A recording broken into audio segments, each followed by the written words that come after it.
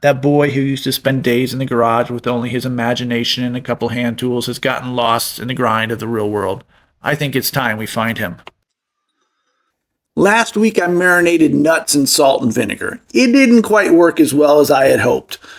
Or did it? Look at these two leftovers, rusted to perfection. Oh, the color, the patina. Where was that last week? And this week, sand. Yeah, right? I've never done this finish, and I'm not even sure it's possible. I think it is. In truth, I haven't even had time to search YouTube to see if anyone else has done it. But we're going to try it anyway. Today's woodworking build is something I need, and I saw one on Etsy and something I wasn't going to pay $150 for. I'm not saying it wasn't worth it, by no means. Just not to me. And if it's something I can make or try to make, I'm going to do it. And if that sounds like you, hit that like and subscribe if you haven't already, and let's get started. Now, the one I saw was black walnut. Beautiful. With black powder coated metal. And mine, pine. Yep, just pine. Oh, and some sand. I have this piece of scrap wood. You can use 3/4 inch stock. I wanted mine just a touch thicker, and this looks to be about 7/8.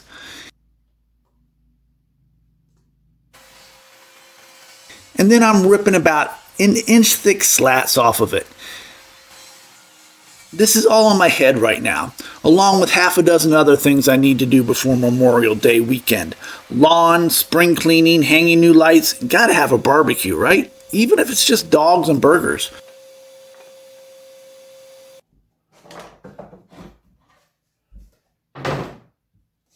The top is going to be 9 inches, the bottom 10. I want to have that little bit of an angle as I'm trying to mimic-ish the curves on my desk. And I know I'm going with straight lines, so mimic isn't the right word, but I want to play out the curves of the desk in an easy way. So I'm going to slant this from top to bottom. 45-degree miters on the back, and no idea up front yet. We'll figure it out. I need 5 inches total. I can't go higher than that. So 9 across the top, 10 on the bottom. Let's swing this doohickey out, and 10 degrees. You can't see that. No way. Let me color it in. Now you can see it, 10 degrees. Although I changed it and settled on 12 a few minutes later. At the miter saw, I just went through the steps. 45 degrees on the back. Then cut the little back piece at 45 degrees and slowly worked my way around the two frames.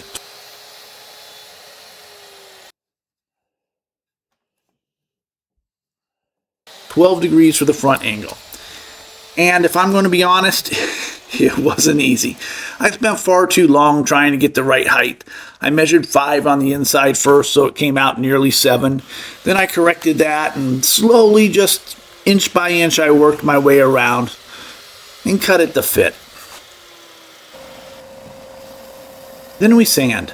The Wind benchtop sander, she's been good to me. 120 grit, careful to stay level, just work my way through the sides and erase all saw marks.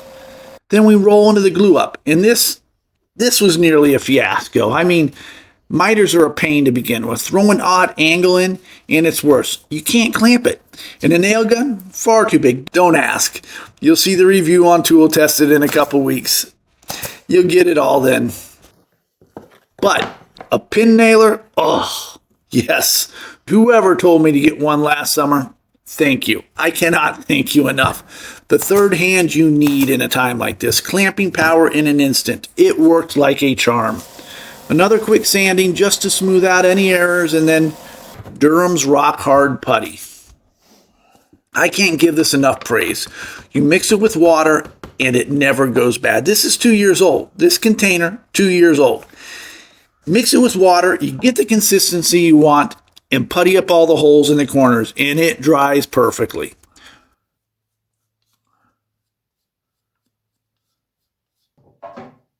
And while that's drying, I move on to the top. Now, if you've watched any of my videos, you know I love my glue ups, but I'm tight on time this week, so I'm going to bite the bullet and use some of my larger stock.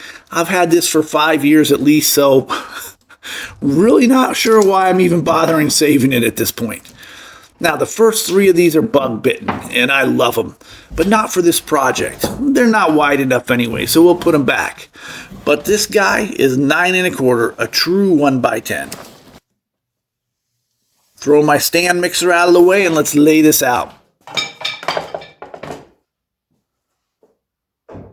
I want to avoid the knot on the end. I want to make sure this big old knot here is 1, not in the exact center, it's too symmetrical, and 2, not too close to the end. 22 inches should be perfect.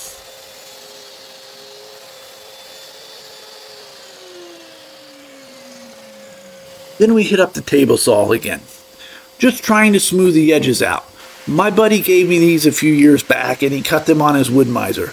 I really need to look into one of those or something similar. I've quite a few trees down in the back 40 and I want to cut them up before they rot. Now, I was going to tell you to start at 100 grit, 120, and work your way up to 150 and 220, but really, I have my 3M extract in here, and I'm just going at 120. Yep, 1 grit to rule them all. Wipe down, I apply a quick coat of pre-stain conditioner. Leave it on for 5 minutes and wipe it off just before it truly dries. Then golden oak. No. Provincial this time. I want a little darker color.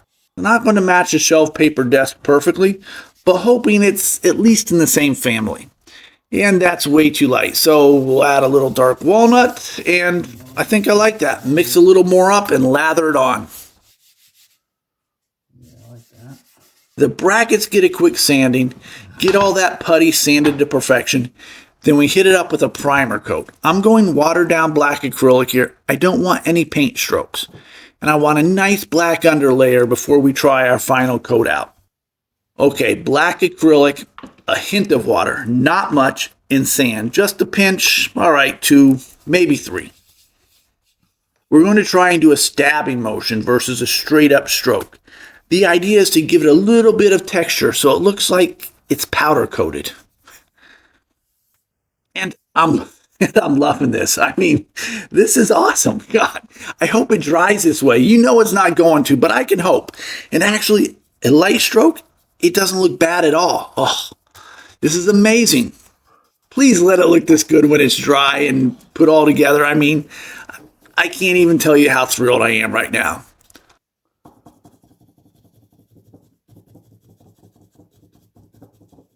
Here we are. You don't even need to ask. I absolutely love this. The color isn't a perfect match for the desk. I knew it wouldn't be. That's fine. I can live with it. But the powder coated look, to die for. I'm going to hit it up with some poly, I think, and then we're good to go. Look, I hope I inspire you to get out in the shop half as much as you inspire me to keep making these videos. I cannot thank you enough. So as always, thank you for watching and choosing to spend 15 minutes building with me. Please like, share, comment, and subscribe if you haven't already. Until the next time.